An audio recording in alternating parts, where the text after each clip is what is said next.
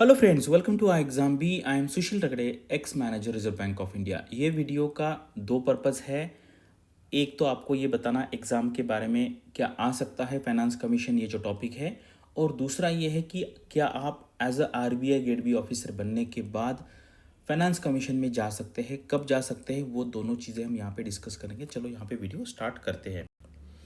तो ये है हमारा आरबीआई गेट बी का ईएसआई का सिलेबस। अगर आप एग्ज़ाम पर्पस से देखेंगे तो ये जो हमारा टॉपिक है पब्लिक फाइनेंस, उसके बाद पॉलिटिकल इकोनॉमी, तो इसमें फाइनेंस कमीशन रिलेटेड क्वेश्चन आ सकते हैं। अगर आप इकोनॉमिक हिस्ट्री ऑफ इंडिया भी देखेंगे, हिस्ट्री यानी कि इंडिपेंडेंस की बात की हिस्ट्री, फाइनेंस कमीशन कैसे इस्टेब्लिश हुआ, उसमें क्या क्या हुआ वो, और ये इकोनॉमिक हिस्ट्री में हम पुरानी बातें भी देख सकते हैं, जैसे 1000-2000 साल पुरानी भी। मुझे याद है लास्ट मंथ में ही मैं एक ये टॉपिक ले रहा था इकोनॉमिक हिस्ट्री, और उसमें मैंने ये लिखा था कि इंडिया के बारे में जो फॉरेन ट्रैवलर्स आए थे, जैसे यॉन शॉन्ग है, उसके उसके बाद जैसे आपको पता होगा इब्न बतूता है, या बहुत सारे जो आपने हिस्ट्री में पढ़े होंगे, इत सिंह करके है, ऐसे बहुत सारे हैं। तो उसमें मैंने एक जो पढ़ाया था उसके बारे में यूपीएससी में क्वेश्चन आया था, आई थिंक यॉन शॉन्ग के बारे में, कि वो कौन से टाइम पे इंडिया में आए थे। अगर आपको इसके बारे में पता है तो आप कमेंट सेक्शन में लिख सकते हैं। अभी यहाँ पे मुझे सामने दिखा इसलिए मैंने ये आपको बता दिया। तो ये एग्जाम पॉइंट ऑफ व्यू से इंपॉर्टेंट है, और आप लिख लीजिए भाई, ये आपके फेज 1 के एग्जाम में, जनरल अवेयरनेस में या ईएसआई में या फाइनेंस में डेफिनेटली इसके बारे में क्वेश्चन आने वाला है। मैं आपको आज की वीडियो में जो कुछ बताने वाला हूँ उसके ऊपर कोई ना कोई क्वेश्चन आएगा ही आएगा। चलिए अभी ये देखते हैं finance commission. Correct, finance commission जो है अभी 16 फाइनेंस कमीशन अभी चल रहा है। तो पहले जो इसके चेयरमैन थे केसी नियोगी, इस टाइप के क्वेश्चन भी आरबीआई के एग्जाम में आ चुके हैं कि फाइनेंस कमीशन का फर्स्ट चेयरमैन कौन है।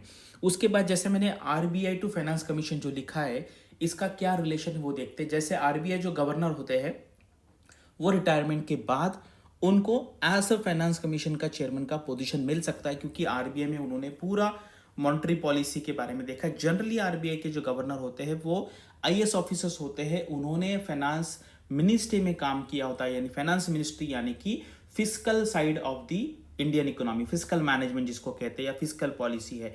फिर वो फिजिकल पॉलिसी डिपार्टमेंट से फिर वो आरबीआई में आते हैं, यानी कि वो मॉनेटरी पॉलिसी, यानी कि आरबीआई का गवर्नर जो होता है वो physical policy and monetary policy, उस दोनों का उनको बहुत अच्छा नॉलेज होता है। इसीलिए जनरली गवर्नमेंट को ये अच्छा ऑप्शन होता है कि आरबीआई गवर्नर को आगे जाके फाइनेंस कमीशन का पोजीशन दे दे। तो यहाँ पे सी रंगराजन सर जो थे वो आरबीआई के गवर्नर थे, उसके बाद वो फाइनेंस कमीशन के चेयरमैन बने। विजय केलकर सर नहीं थे, लेकिन मैं ये यहाँ पे एक पॉइंट ऐड करना चाहता हूँ। मैं जब एमबीए में था तो हमें केलकर सर थे पढ़ाने के लिए, ये उनके भाई है। करेक्ट। उसके बाद अगर आप 14 फाइनेंस कमीशन देखेंगे तो वाई वी रेड्डी सर भी आरबीआई के पहले डिप्टी गवर्नर थे, फिर वो गवर्नर बने, और फिर उसके बाद वो फाइनेंस कमीशन के चेयरमैन बने। तो अभी इसके पहले थे एनके सिंह सर, अभी प्रेजेंटली अरविंद पनागरिया सर जो है वो फाइनेंस कमीशन 16 फाइनेंस कमीशन के चेयरमैन है। ये सारी बातें इंपॉर्टेंट है from exam point of view. चलिए अभी लेटेस्ट क्या है, यानी कि ये थोड़ा सा अनयूजुअल हुआ है आरबीआई में, कि जो आरबीआई के डिप्टी गवर्नर है, एग्जिस्टिंग डिप्टी गवर्नर, उनको एज अ एडिशनल चार्ज या एक्स्ट्रा उनको एक असाइनमेंट मिला है, that is a finance commission के पार्ट टाइम मेंबर। तो ये 2-3 दिन पहले न्यूज़पेपर में आया था, तो ये आपको पता होना चाहिए। Ravi Shankar sir as a RBI grade B officer इन्होंने ज्वाइन किया था। करेक्ट। तो अभी डिप्टी गवर्नर है, काफ़ी बार इनको एक्सटेंशन मिला है, और अभी फाइनेंस कमीशन का पार्ट टाइम मेंबर का भी चार्ज उनको मिला है। अभी ये किनके जगह पे आएंगे? करेक्ट। अभी ये full time member Ajay Narayan Jha sir जो है, इन्होंने पर्सनल ग्राउंड के ऊपर रेजिग्नेशन दिया है, तो उनके जगह पे इनका अपॉइंटमेंट है। करेक्ट। तो अभी ये उसका ऑर्डर है। अगर आप देखेंगे, president is please to appoint Shri T Ravishankar as a part time member of the 16th finance commission. और फाइनेंस कमीशन का जो आर्टिकल है कॉन्स्टिट्यूशन का, दैट इज 280। करेक्ट, आर्टिकल 280 ये फाइनेंस कमीशन का आर्टिकल है, आपको ये याद रखना है। एग्जाम में इसके बारे में भी क्वेश्चन आ सकता है। करेक्ट। और जब फाइनेंस कमीशन ये अपॉइंट हुआ था उस टाइम ये मेंबर थे अजय नारायण झा सर थे।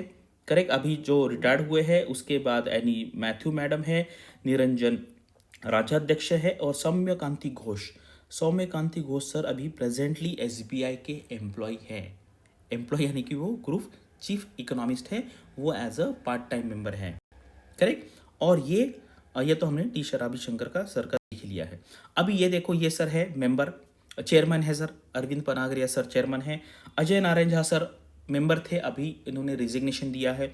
उसके बाद एनी मैडम है, उसके बाद डॉक्टर मनोज पांडा है और सौम्य कांति घोष। अभी ये प्रेजेंटली 3 है यहाँ पे, चेयरमैन सर है और अभी इनके जगह पे रविशंकर सर आएंगे। और सौम्य कांति घोष देखिए यहाँ पे मेरे टेलीग्राम पे फर्स्ट कनेक्शन है। भैया आपको टेलीग्राम का यूज़ करना है, अच्छे अच्छे लोगों से जुड़ना है, कभी काम पड़ेंगे तो यहाँ पे जाके आप डायरेक्टली उनको मैसेज कर सकते हैं। करेक्ट, कभी कभी सर मेरे मैसेज को लाइक भी कर देते हैं। ठीक है, ये है अभी क्या है, ये सर एसबीआई में प्रेजेंटली ग्रुप चीफ इकोनॉमिस्ट है।